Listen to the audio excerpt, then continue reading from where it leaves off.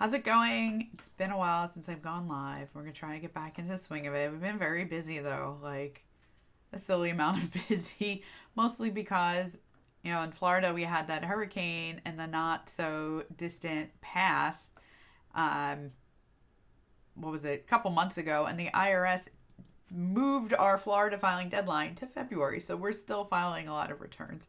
So that's part of why we've been busy, not doing so many videos, but trying to change that. There's so many things that go on. There's so much that's changing constantly. New things being enacted by the government, by Congress, etc. So trying to keep up with all that and bring it to you guys. And so we actually are going to talk about one of those things today. So let me get into it, yeah?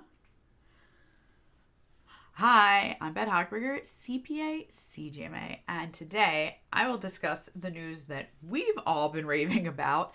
It looks like the IRS announced there will be a delay in implementing the $600 reporting threshold for third-party payment platforms Form 1099-K.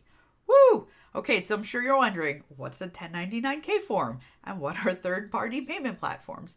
So third-party payment platforms, it's a fancy name for things that you already know, such as Venmo, eBay, PayPal, Cash App, Zelle, and many more. Those apps that help you move money from person to person, business to business, person to business, etc. So what's a Form 1099-K? Well, this is an IRS reporting form. It contains information for your taxes about the gross number of payment transactions that you had on one of those aforementioned third-party payment networks when your amount exceeds $20,000 in the previous year. So, for example, you had received this form in 2023 if back in 2022 you received $20,000 in payments for goods or services through one of these third-party payment networks. So what does this all mean and what changed?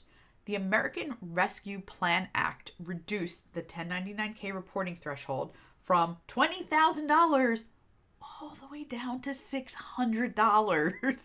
So $20,000 to $600. It's a big change. Under the act, a third-party organization must report third-party network transactions paid in 2022 with any participating payee exceeding a minimum threshold of $600 in collected payments, regardless of the number of payments.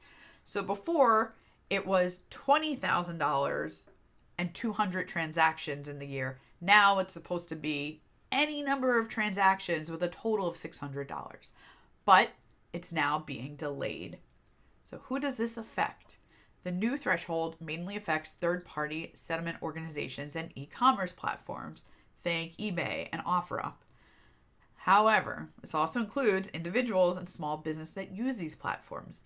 Many companies who use third-party payment networks are celebrating, as they will not be required to report the 2022 tax year transactions on a Form 1099-K to the IRS, or the payee for the lower $600 threshold amount enacted by Congress as part of that American Rescue Plan Act. In addition, contrary to popular opinion, the law does not track personal transactions such as costs of sharing rides or meals or birthday gifts. So when did the IRS announce this? On December 23rd, 2022, the IRS announced the reporting thresholds for third-party settlement organizations and e-commerce platforms to take effect for the upcoming season. Then on January 3rd, 2023, IRS updated the timing in response to the public's concerns. It is a big concern. I think everyone should be concerned. To help smooth this transition, rather than just jumping right into it, they're now delaying implementing the 1099-K changes, hopefully giving clarity to taxpayers and tax professionals like myself in the industry. However, the existing 1099-K reporting threshold of $20,000 in payments from over 200 transactions remains in effect. Woo! So don't worry if you split a couple of meals with friends and you Venmo'd each other, you're not going to have to report it on your taxes. They're pushing this all off. If you are an e-commerce seller or you sell a lot online or you collect a lot of payments, you might run into that $20,000 threshold and the 200 transactions, but it's not going to affect people with their personal transactions and in small amounts. So, as always, I hope you learned something new, and I will see you next time.